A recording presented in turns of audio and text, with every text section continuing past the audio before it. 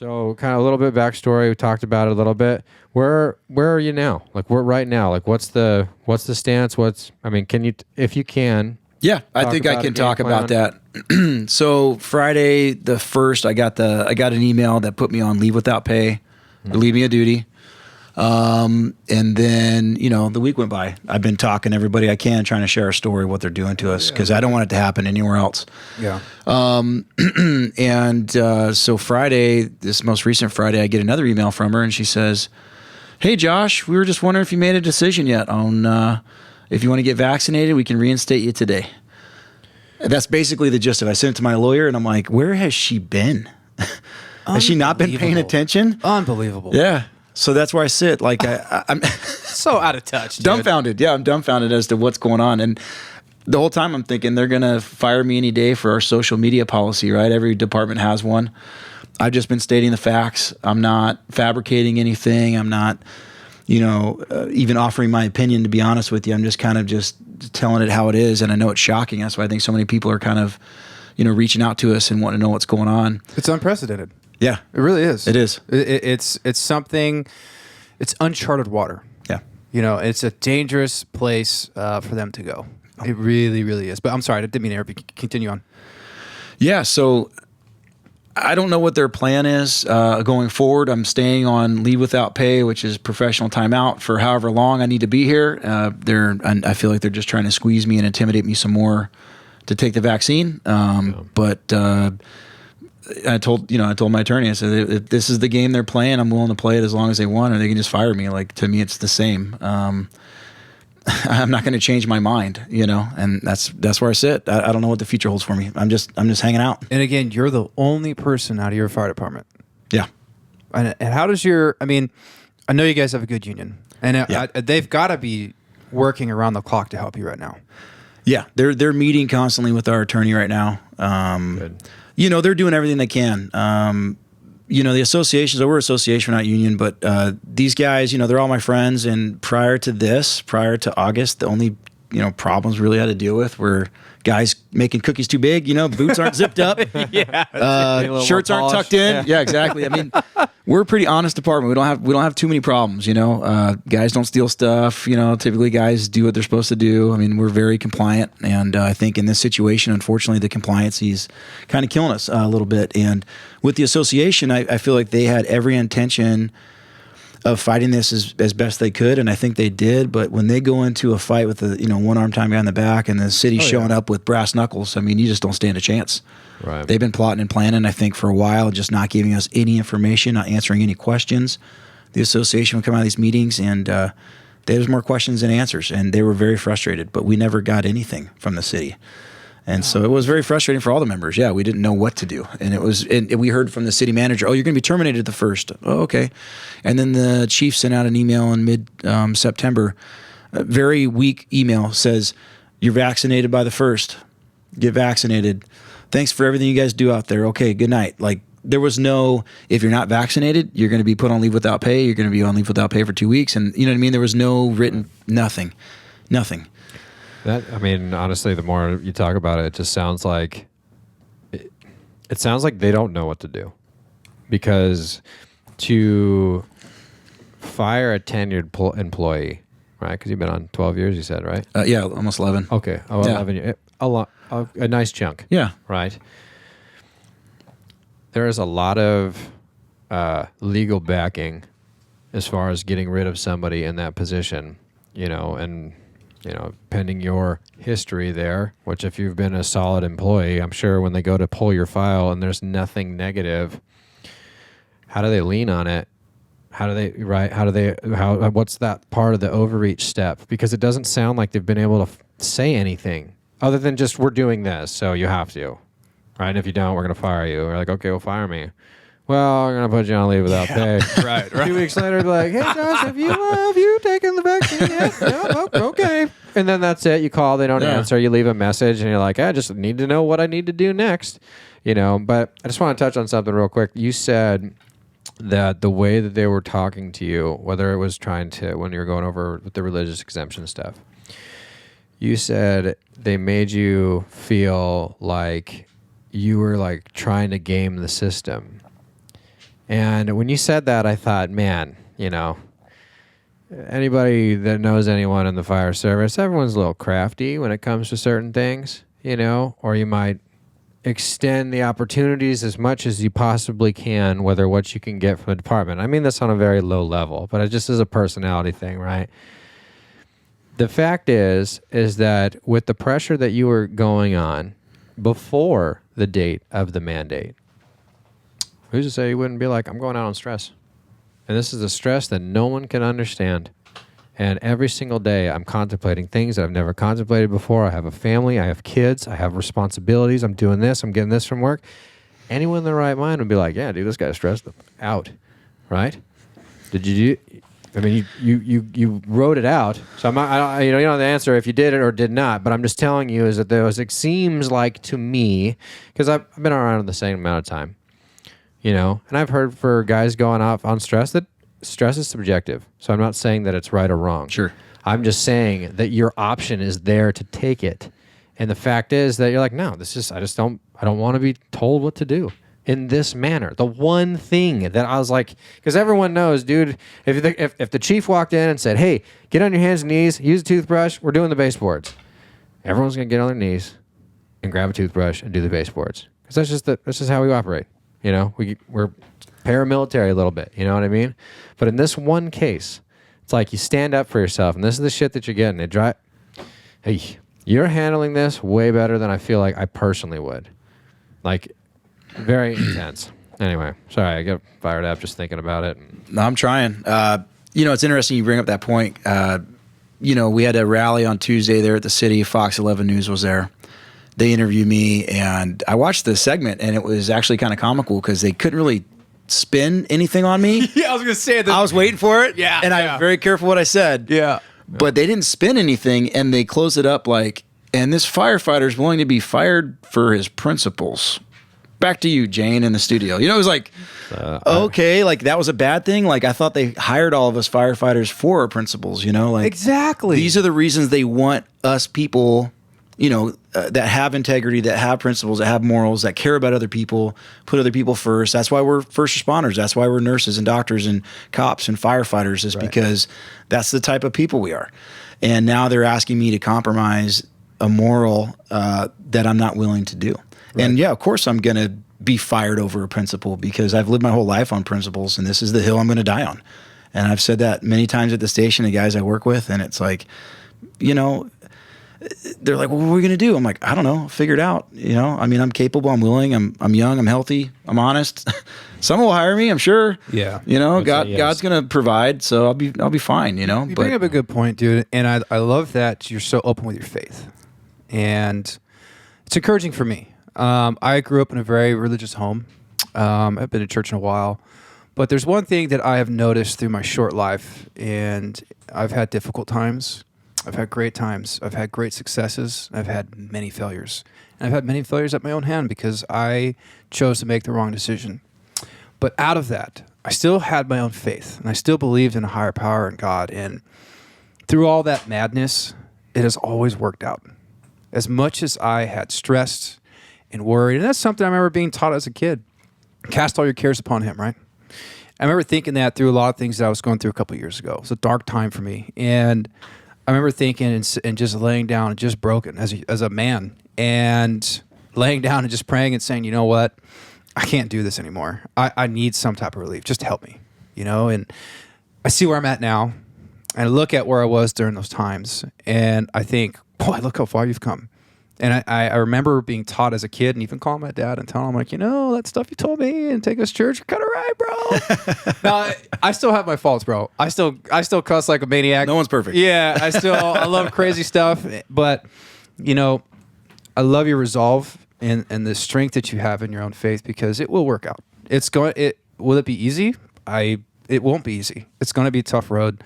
But I do know that he does work all things out for the good of his people and the people that love him, dude. And I don't talk about my faith on here much, but I still have a very strong private, personal faith that I nurture on my own. And I do know that he looks out for us. And, we've talked about this on this podcast. Rough times are going to come for everybody. I don't care who you are. It doesn't matter how rich you are, how poor you are. You're going to have difficult times. and it's biblical. It says, I don't know, it says, but he didn't promise that the skies will always be blue, but he did promise he'd always be there with you. And I think about that a lot. And I thought about the other day, friend, he's going through a tough time and a divorce and some other stuff. And I told him, like, bro, it's dark right now and it's hard, but you got to remember where you come from, the faith that you have and what you believe. You're not alone. And I think back and it gets me emotional because during those times when I thought I was alone, I was hurting so bad. And I told you, I secluded myself. When I go through hard emotional times, I'm that person who just kind of backs away. I move and I seclude myself from people. And during those times, I made bad decisions, but I'm like, God, during that whole time, I thought I was alone. It wasn't. Like, you took care of me. And I can see these little things that were happening. People that were placed in my life, occurrences and instances that happened. It's like, now I see why you did all that. You know what I'm saying? So, all that to say, it sucks what you're going through. It's terrible. But I'll tell you what, you have two brothers and myself and Jordan, even Sam. What's up, baby? We don't work for Beverly Hills, but I'll tell you what, we're going to back you 100%, dude. We will do everything we can, blasting it here on this podcast, supporting you. We follow you. I do think something good is going to come from this. How long that's going to be, I don't know. I have no idea, but I will tell you right now, and I know people who are watching this and others around that would listen to this podcast globally, the stance that you have in your faith and what you're doing is going to speak volumes. And I think more people will hopefully start doing that, dude, and not backing down. Because it's true, you're sticking to your morals. And you made a great point about why we're hired as firefighters, right? I can tell you right now how many freaking times when I went through my college academy of doing push-ups, and we would have to say honor, courage, integrity, commitment, teamwork, sacrifice. That's all the things that we embody. And now you're going to use that against me and put my career on the line because I'm standing up for what's right and what I believe in. It's crap. And I could see how you feel absolutely like when you said you have palpitations in your back, I was thinking, I'm like, damn, bro, I probably would have had a heart attack. I had like goosebumps when you were talking about it, dude. Yeah, I was like, of course, man. Bro, you are stronger than I am because that's a tough situation. Even now. It's brutal. Even now, the unknown. But the good part is the Firefighters for Freedom. How did you get in contact with them? So my wife actually reached out to them maybe a week and a half before, okay? Before it all went down? Before it all went down, before the interrogations and everything, like we were having, again, meetings with everybody in our little chat group. Guys were meeting with different attorneys. Some were meeting with the Firefighters for Freedom attorney, Kevin McBride. Okay. But one of my coworkers, too, grew up with Jeff Burmeister. They were high school buddies, and so they kind of knew each other, too. So there was some talk there. But my wife actually reached out to him and was like, hey, like asking for advice, like what else can we do, and he's like, hey, we're going to come to these guys' aid. And there was a meeting that night that when my other coworker was at with these attorneys, and they're like, we're going to blow up Beverly Hills, we're going to put them on the map, we're going to put them on social media, we're going to start blasting them. Absolutely. And at the time it was like, oh, hold on, like we don't want to mess anything up that we got going. We felt like at the time, like, exemptions probably going to be accepted. We don't want to piss anybody off and then, ruin our chances of having anything go through. Right. Wasn't necessarily my opinion. I argued for the other side. I was like, I think it's good to bring attention to it and let them do their thing. All they were going to do is basically just announce what they were planning on doing to us and then releasing some emails, everything that's on the internet that you can find anyway. So it was nothing, secretive at all. It's not slanderous. It's truth. You're putting out straight facts. Exactly. But those guys are great. They're like, you know what? We don't want to do anything that you guys don't feel comfortable with. That's fine.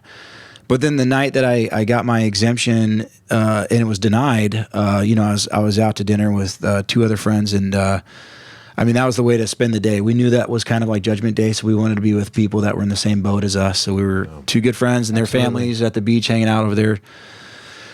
We're at dinner and we get the announcements, and one of us three, his was approved, and then my other buddy, who's my partner and really good friend of mine, his and mine were both denied, and his wife and my wife, and I was tearing up, and absolutely, I'm going to try not to right now. To be honest with you, it was very emotional, and it was like, what are we going to do? And it's like he has his reasons why he doesn't want to take it, and it was like I said, it wasn't just an easy decision, like, oh, we're just going to take it, and we're just bluffing. It's like, no, this was, she was devastated, and we were too. But that night, we went home, and I remember telling the wife, like on the car ride home, I'm like, so do we just pack it up and leave, or do we try to fight this thing? And we both but we're going to fight this thing as much as we can. And for me, I knew that the city of Beverly Hills does not like any press, any bad press at least. And so I'm like, I'm going Instagram. And my wife's like, you got 100 followers, but okay, like whatever. Let's boost those up. I know. I'm like, all right, I don't care. So I reached out to Firefighters for Freedom, and Jeff called me the next morning. I love it. He's just such a genuine guy. Like, we talked for probably 2 minutes, and it was a really rough morning. I'm going to tell you, really rough morning. We woke up. I never felt so alone that whole night. I was up, posting stuff and just having that thought, like, I'm not getting another paycheck. And I got 4 kids, and I just built my dream home, like, with my own hands. Like, we just built this thing. We just got moved into it. Start thinking about everything. And, at times you question, like, am I doing the right thing? But I know, no doubt I'm doing the right thing. I have peace in the end result. Yeah, absolutely, man. But it was a tough night. And like I said, Jeff called me the next day. We had a really good conversation. The first 2 minutes, it was like, really emotional again. Yeah. And he's like, I'm going to get you on tonight, and we're going to share your story. And I was just really grateful he did. And I was able to get the story out there. I think it resonates with a lot of people because it's not just me. This could be anybody. Yeah. I'm honestly just a regular guy doing what I believe in, and I could be anybody, and this is going to be coming to everybody else. And I know a lot of eyes are on Beverly Hills right now to see how they handle it. Oh, yeah. And then they'll start making their own changes. So that's why I feel like it's so important that I keep getting the word out and we keep fighting this as much as we can. Well, first of all, don't sell yourself short, dude. You seem like a spectacular human being. Absolutely. I was like, wait a minute, bro. You're pretty cool. Ring the bell now? No. I was like, don't dismiss yourself quite so easily. Yes, there are people like you, but they're not you. You know what I mean? Yeah, but think about what you're doing, dude. It's, how much more American can you get, right? How the heck was this country founded? By people who took a stance on what they believed. Yeah. Right? A lot of people died during that time. Like I said, it's going to happen, but that's how this country was founded. It's people like you, others who take a stance for what they believe. Those are people who shatter the system, who shake the world up a little bit. They're not afraid to be like, actually, nah, man, I don't believe in that. I don't think that's right. Then you're going against the flow, and then you start realizing, well, another person pops up. Well, actually, I'm with you on that, and this person pops up. I'm with you on that. So it's like what you're doing, dude. Keep your stance, like you said you're going to do, bro. I mean, fight the hell out of that, dude. Absolutely, I commend you. I think it's freaking awesome. Stand, dude. You got to make a stand, because if we just cave to the system, what's that mean for all of us in the future? What's it mean for your kids? What's it mean, for the future of this country and everything that's happening? Because to me, and this is my personal opinion, I see that happening on the federal level. They're just pushing stuff, and people, okay, yeah, we're just going to do it. Like, whoa, wait a minute here. Except Congress. Right. They don't have to be vaccinated. Oh, shit. That's right, dude. I saw that. Yeah, if you and I'm not making this up, you can find the list of these weird groups that are federally connected that don't have to, right? But they're pushing it on everybody else. Mm-hmm. It's. I feel like if there are aliens, what are they thinking? They're like, you see this shit that's going on right now? I can't believe this. They're like, no. They're like, well, give me a good example why this is a good thing. The alien would be like, I don't know, because I want to. Because that's really what it seems.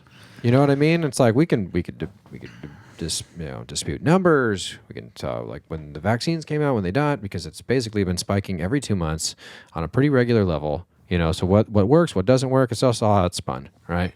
It's just, statistical smoke and mirrors sometimes.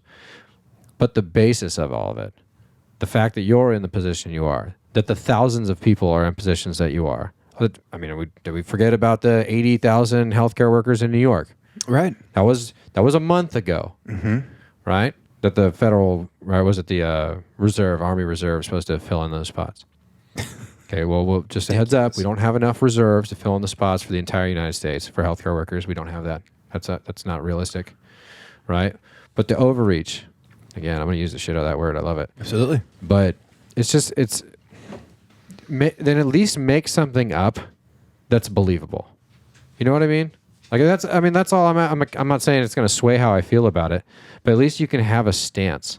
Other than, if you're vaccinated and I'm not vaccinated, I pose a threat to you, even though you're vaccinated and I'm not, who would actually probably be really having the threat in itself, right? But I'm making the choice to not, because I don't feel like I'm in the affected group. Period. And you know what I mean? But that's not what gets said. It's all one thing, and if you're out, you're out. And the fact that it's reaching our levels of reach now in society. It's like, what's the next step? I'm not trying to be a fear. We shouldn't live in fear. No, but you're right. Like, we are power. The people are strong. They're resilient. You're a fantastic example of it, one. And one thing you did say, when you say, I know people say when you look yourself in the mirror, I like to use that because I feel like I do it all the time. I look at myself, I'm like, you're doing good, man. You know what I mean? But when you said that, you talked about how you'd feel with your kids. That hit home for me. So I was talking to my wife literally like a day before, the same question, talking about it. They'd be like, how would I respond to that? Yeah. You know? And I'm not saying I'm a bad example on a lot of aspects, but I'm also, you know, consistent and follow through with things and do, you know what I mean? Like, I feel like I hit the loyalty factor super hard. You know what I mean? Like anyway, all I'm saying is that I feel good about it when I could look at myself and pick which way I'm going to go and stick with it. And that means a lot. And I think there's a lot of people out there that feel the exact same way. And it sucks to be the one in the front. It does. It's unwanted attention. You know what I mean? I can't imagine the situation that you're going through. And you're doing great. Or at least physically here. I mean, with even the things you're talking about, I'm trying not to tear up on certain stuff. You know what I mean? But at the end of the day, you know, that's what I feel like that's what it's going to have to take. Because from the top down, we're just being told, you have to do this. It's like, that's crazy. What do you mean I have to? You know, give me, you know, it's like, dude, there's so many things out there where they're like, oh, can you provide this information about this vaccine? Can you provide that? It can't because they don't exist. But just on a simple fact, you know, it's like, if you can't do that, how do you hold yourself accountable with telling people they can't work anymore? It's bananas.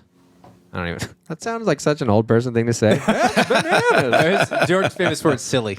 Silly. It's so silly. It's ridiculous. I was saving that one for the end. Hey, with the Firefighters for Freedom, now are they department based or is it just a collective of our Southern California brethren here, firefighters that are together? I believe they're all LA City. Okay. I think they're all LA City guys, and they're fighting hard for obviously LA City firefighters. Couple hundred, like 800, I think, 850 something on that lawsuit. Now they're on the same level that you're at, right? They're going to be. They will be soon. I know that they had a deadline towards the end of the month. They were able to get like an injunction, I believe, on the mandate for themselves with their lawsuit, and they just filed the other day with 890 or 70 something individuals. So they got they got a lot of people on their side. They're a huge department. They got a lot of influence and. They also are, understaffed right now. So they're going to hurt hard. They're going to be hurting. And this is affecting, I mean, we're a small department, but this is affecting us. People need to realize like this is dangerous for the community. And they're saying this is for public health, which makes no sense. It makes no sense. No. The mandate clearly says you vaccinated or have an exemption, you wear a mask, you get tested, you go back to work. Our chief our department has made up its own rules. Our city has made up its own rules. Our chief is being influenced by human resources and being told that those individuals that have those exemptions, they're on the sidelines. They're all pushed onto the truck. So you could have 6 paramedics there in one day. They're going to put them all onto the truck if they're unvaccinated. And they're ordered not to go on calls. So, holy shit. Oh, this is good. Okay. Yeah. So you're going to have 6 paramedics on a truck not responding to a call that needs a medic, but they'll send a BLS rig over there. That happened October 1st and October 2nd. They took medics off of Engine 2 and Engine 3 for us. We only have we're a small city. Took them off, put them at the headquarters on the truck. They were ordered, you are not responding to 911 calls, EMS related. Stay in the station. And they had engines that normally have paramedics on them because that's what we want for every call. And they didn't have paramedics on them. If I was a citizen, well, I'll never be a citizen of Beverly Hills, but if I was a citizen of Beverly Hills, I would be lighting up that city council. That is absolute bullshit. Now you're risking the lives of your citizens because these guys aren't vaccinated. Can't you put it? Okay, if masks work so well, masks, right? Yeah. Everyone wear a mask. Yeah. Why don't you put a mask on these dudes, let them respond to the call and serve their citizens and help them like we signed on the dotted line to do? Yep. If I was a citizen and something happened to my family member, child or parent, they died, and there's supposed to be a paramedic there, and you told them not to fucking respond, I would sue the shit out of that place. And just in case anyone listening, just to clear it up, because there probably won't be like non-fire, there will be non-fire people listening. What that means is when you have paramedics versus your firefighter who's typically EMT, What that means is that those there's a certain parameter of drugs, IV administration, airway, like the tubes you stick down their throats to breathe for them, in layman's terms. Those opportunities to influence a call or help the person in need is not going to be there, because there are certain things EMTs can do, but they're not on the same skill level medically as a paramedic, which I think a lot of public doesn't understand that. So I just want to clear that up, because no, we should. Yeah, we absolutely should, because sorry. Sorry, I was just going to say that was an issue that weekend. When they were doing that, a statement came out from the chief, who basically was telling everyone, we have the same level of coverage in the city right now.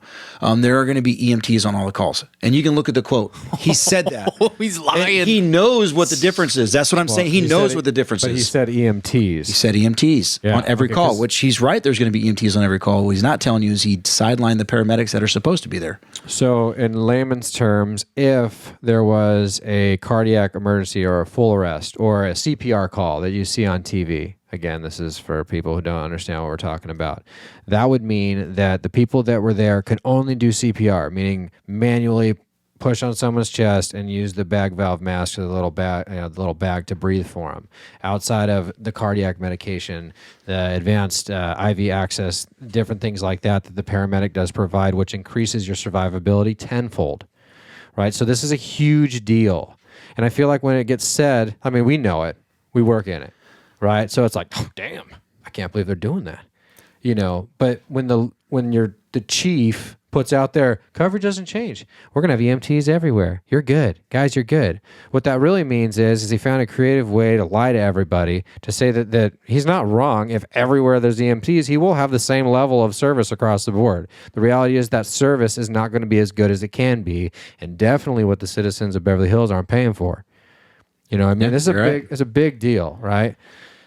God, I can't. Yeah, because I've seen all that stuff. I'm like, so you gotta be kidding me! Yeah, but and no one's saying anything. Can't the department as a whole, or maybe the department or the chief, get in trouble for not having paramedics on these calls? You have to have them there. We have to have them there. It's in our MOU. Right. So I know that's an angle. I'm sure that will be handled in the courts, right? Oh. But